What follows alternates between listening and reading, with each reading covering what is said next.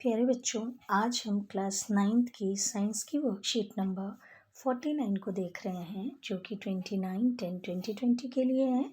और हम जिस चैप्टर को पढ़ रहे हैं बच्चे, वो है उत्तक। और जिस टॉपिक को आज हम कवर करेंगे वो है जटिल स्थायी उत्तक, फ्लोएम। हमने एक और जटिल स्थायी उत्तक के बारे में पढ़ा है जिसका नाम है जाइलम। हमने पिछली वर्कशीट में जाइलम के बारे में पढ़ा है। तो आज की वर्कशीट में हम किसके बारे में पढ़ेंगे? फ्लोएम के बारे में पढ़ेंगे। देखो, यहाँ ज्ञान पूछ रहा है, जिज्ञासा दीदी, पौधों में भोजन का संवहन किस प्रकार होता है? तो आओ हम जानें कि पौधों में भोजन के संवहन के लिए कौन सा उत्तक उत्तरदायी है। अब आओ पढ़ते हैं। हमारी वर्कशीट दिया हुआ है कि हमने जाना पादपों में जड़ों द्वारा मिट्टी से जल और खनिज लवण के संवहन का कार्य जटिल स्थायी उत्तक जाइलम द्वारा संभव हो पाता है। हम जानते हैं कि जल और खनिज लवण का संवहन कौन सा सरल स्थायी उत्तक करता है? जटिल स्थायी उत्तक। उसका नाम है, उस जटिल स्थायी उत्तक का नाम है जाइलम। अब उसी प्रकार से जो जल और खनिज लवण के संवहन के लिए उत्तरदायी है जाइलम, उसी प्रकार से भोजन के संवहन के लिए उत्तरदायी है एक दूसरे प्रकार का जटिल स्थायी उत्तक जिसका नाम है फ्लोएम। अब यहाँ दिया भी हुआ है कि उसी प्रकार पत्तियों में बने भोजन को पादपों के विभिन्न हिस्सों तक पहुंचाने का कार्य दूसरे जटिल स्थायी उत्तक फ्लोएम द्वारा होता है, और जिसे हम भोजन का स्थानांतरण कहते हैं, ना कि संवहन। ठीक है। अब क्यों हम कहते हैं स्थानांतरण, क्यों संवहन नहीं कहते?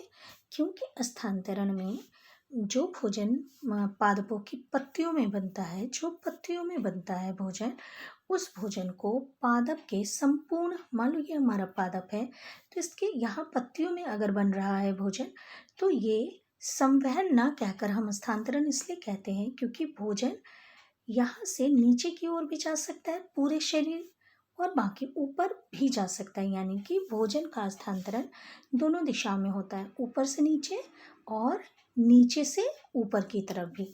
इसीलिए इसके लिए जो सटीक शब्द है वो है स्थानांतरण। अब देखो, यहाँ दिया हुआ है फ्लोएम। फ्लोएम के बारे में अभी हमने बात करी थी कि फ्लोएम क्या है? एक प्रकार का जटिल स्थायी उत्तक है। अब जटिल स्थायी उत्तक क्या होते हैं? जो कि एक से ज़्यादा प्रकार की, विभिन्न प्रकार की कोशिकाओं से मिलकर बने हुए होते हैं। तो हमने देखा था कि जाइलम भी 4 प्रकार की विभिन्न कोशिकाओं से बने हुए हैं। उसी प्रकार से फ्लोएम भी 4 प्रकार की विभिन्न तरह की कोशिकाओं से मिलकर बने हुए हैं, और इनको हम फ्लोएम के अवयव या संघटक भी कहते हैं। तो ये 4 प्रकार की जो कोशिकाएं हैं वो कौन कौन सी हैं? चालिनी नलिका, साथी कोशिकाएं, फ्लोएम पैरेन्काइमा और फ्लोएम रेशे। आपको नाम याद रखने हैं इनके। अब देखो, यहाँ फ्लोएम का काट चित्र बना हुआ है बच्चों। तो यहाँ देखेंगे, ये जो आप नलिकाकार संरचना देख रहे हैं, ये है हमारी कौन सी? चालिनी नलिका। उसके साथ देखो ये कोशिका लगी हुई है, ये है साथी कोशिकाएं। फिर है यहाँ पर देखो, फिर फ्लोएम पैरेन्काइमा और फ्लोएम रेशे। तो आप देखेंगे जो हमारी चालिनी नलिका और साथी कोशिकाएं हैं, उनके लिए उनको थोड़ा और अच्छे से इस वाले डायग्राम में दिखाया गया है। तो ये हो गई हमारी चालिनी नलिका और ये है हमारी साथी कोशिका। अब यहाँ देखो, दिया हुआ है कि जो चालिनी नलिका कैसी होती है? छिद्रित भित्ति वाली तथा नलिकाकार कोशिका होती है। छिद्रित भित्ति यानी आप देखो ध्यान से, यहाँ देखोगे आप ध्यान से, तो क्या है? ये जो है एक चालिनी नलिका से दूसरी चालिनी नलिका के बीच में कैसे भोजन का स्थानांतरण होगा? तो देखो, ये बीच बीच में इस तरीके से संरचना बनी हुई है, डैश डैश जैसी है। यानी कि यहाँ क्या है? ये खाली जगह है। इससे एक कोशिका से दूसरी कोशिका में पदार्थों का क्या होगा? संवहन होगा।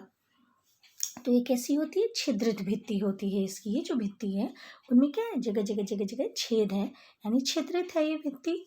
उसके बाद है चालिनी नलिका के साथ साथी कोशिकाएं संलग्न होती हैं। साथी कोशिकाएं क्या होती हैं? चालिनी नलिका के साथ लगी हुई होती हैं, और इनमें जो हमारी चालिनी नलिका होती है उनमें केंद्रक या फिर और कोशिकांग नहीं होते हैं। इनके पूरे कार्यों की देखभाल कि ये किस तरीके से चालिनी नलिका कार्य करेगी, ये पूरा कौन कंट्रोल करता है? ये जो साथी कोशिकाएं उसके साथ लगी हुई होती हैं वो कंट्रोल करती है। उसके पास एक बड़ा सा न्यूक्लियस होता है, यानी कि केंद्रक होता है, और कोशिकांग भी उपस्थित होते हैं, किसमें, साथी कोशिकाएं में, चालनीय नलिका में ये उपस्थित नहीं होते। अब यहाँ पर हमने जाइलम में जब बात करी थी तो बताया था कि मृत कोशिका और जीवित कोशिका का रेशियो क्या था उसमें। तो मृत कोशिकाएं, उसमें जो 4 प्रकार की विभिन्न कोशिकाएं थी उसमें से 3 कोशिकाएं मृत थी और एक कोशिका जो थी जाइलम पैरेन्काइमा वो थी जीवित। लेकिन उसके ठीक उलट फ्लोएम में क्या होता है, फ्लोएम रेशे को छोड़कर फ्लोएम की अन्य सभी कोशिकाएं क्या होती हैं, जीवित होती हैं। तो इसमें मृत और जीवित का रेशियो क्या हो जाएगा, मृत है यहाँ पर कितनी, एक ही है, कौन सी, फ्लोएम रेशे। तो मृत और जीवित कोशिकाओं का जो रेशियो है ना, वो हो जाएगा कितना, 1:3, 1:3। तो मृत कोशिका और जीवित कोशिकाओं का अनुपात क्या है, 1:3 है, किसमें, फ्लोएम में। अब देखो यहाँ क्या दिया हुआ है, कार्य क्या है फ्लोएम का। तो फ्लोएम का कार्य अभी हम यही पढ़ रहे हैं कि फ्लोएम का कार्य क्या है, जो पत्तियों में भोजन बना हुआ है प्रकाश संश्लेषण की क्रिया द्वारा उसका पौधे के विभिन्न भागों तक क्या, स्थानांतरण। तो यहाँ दिया हुआ है फ्लोएम पत्तियों से भोजन को पौधे के विभिन्न भागों तक पहुंचाता है, उस प्रक्रिया को हम क्या कहते हैं, भोजन का स्थानांतरण कहते हैं।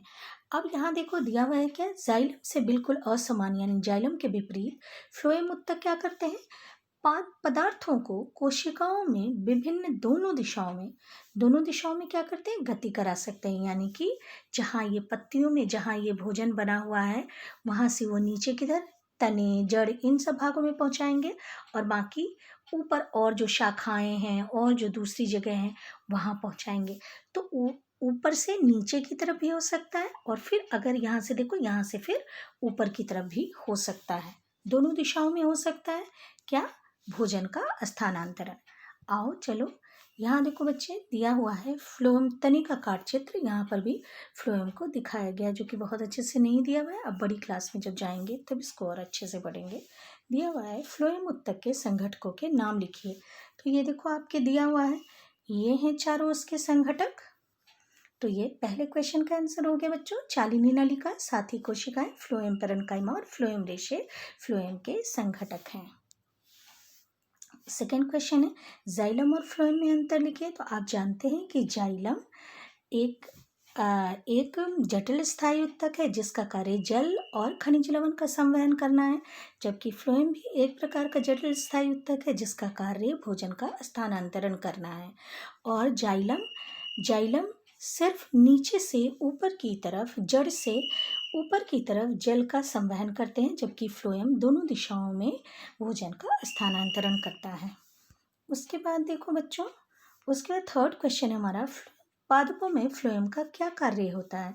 तो पादपों में ये देखो फ्लोएम का कार्य आपके दिया हुआ है कि फ्लोएम पत्तियों से भोजन को पौधों के विभिन्न भागों तक पहुंचाता है, जिसे भोजन का स्थानांतरण भी कहते हैं।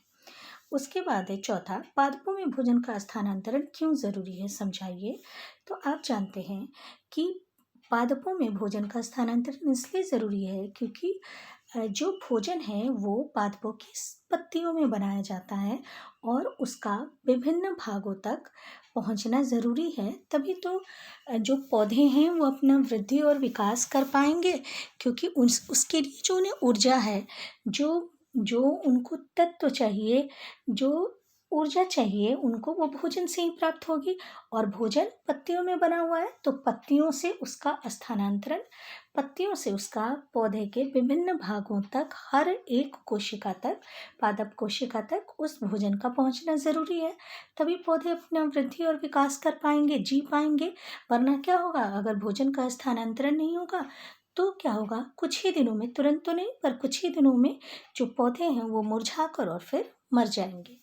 फिफ्थ क्वेश्चन है कि फ्लोएम उत्तकों को जटिल स्थायी उत्तक क्यों कहते हैं। तो आप जानते हैं जटिल स्थायी उत्तक वे उत्तक होते हैं जिनमें एक से ज़्यादा विभिन्न तरह की कोशिकाएं होती हैं।